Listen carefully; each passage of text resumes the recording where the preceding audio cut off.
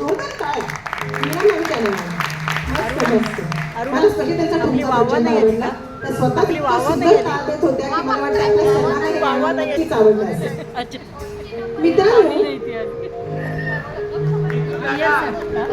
जितू दादांसाठी special टाळ्या येतात त्या वाटतं.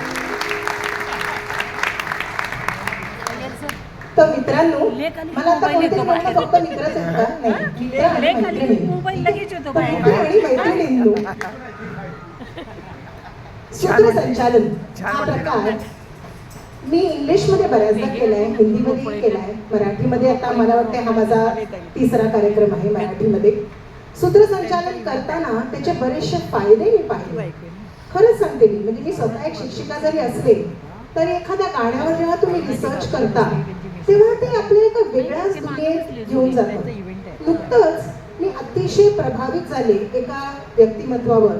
हे व्यक्तिमत्व आपल्या अत्यंत परिचितेचं आहे आणि त्यांचं नाव ऐकलं की लगेच आपल्या तोंडावर एक छोटंसं हसू येतं. दादा कोंडके. अगदी म्हणजे त्यांचं नाव घेतलं घेतलं आपल्याला काय काय गोष्टी आठवतात. पण खरं सांगू मी त्यांच्याबद्दल जेव्हा वाचलं तेव्हा मी इतकी प्रभावित झाले की म्हटलं बाप रे हे असे एक व्यक्ती होते जे एका साध्या चाळीतून आले. कृष्णा हे त्यांचं खरं तर नाव होतं आणि कॅन यू बिलीव्ह इट 9 चित्रपट त्यांचे लागोपाठ त्यांनी अवॉर्ड जिंकले. हे मला वाटते मराठी चित्रपट सृष्टीला मिळालेला एक खूप मोठा अभिमान आहे बरं का. हे आपल्याला खूप जणांना माहीत नाही आहे. तर दादा कोंडकेंसाठी या टाळ्या होऊन जाऊ दे. अतिशय म्हणजे आणि मलाही माहीत नव्हतं बेसिकली की ते लिहायचे पण म्हणजे त्यांचं दिग्दर्शनही होतं. सुरेख अगदी सुरेख. चला पुढच्या गाण्याकडे जाऊया. अर्थात त्यांचाच पिक्चर आहे हा. 1971 साली आलेला सोंगाड्या हा मूवी आहे. यामध्ये दादा कोंडकेजींनी चित्रपट निर्माता असं म्हणून प्रथमच त्यांनी आपलं एक पाय रोवलं होतं आणि प्रथम पहिल्या चित्रपटातच त्यांना अवॉर्ड पण भेटलं होतं. त्यानंतर मग काय बघताय म्हणजे बघायलाच नको होतं. लगेच लागोपाठ आणखी 7 चित्रपट त्यांनी केले. त्यांना अवॉर्ड्स मिळत गेले.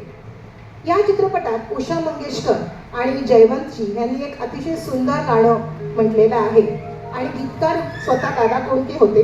हे गाणं गावाकडच्या निरागस प्रेमकथेचं, हिरव्या मळ्याचं आणि गावरान भावनेचं एक सुंदर चित्र तुमच्यासमोर उभं करतं.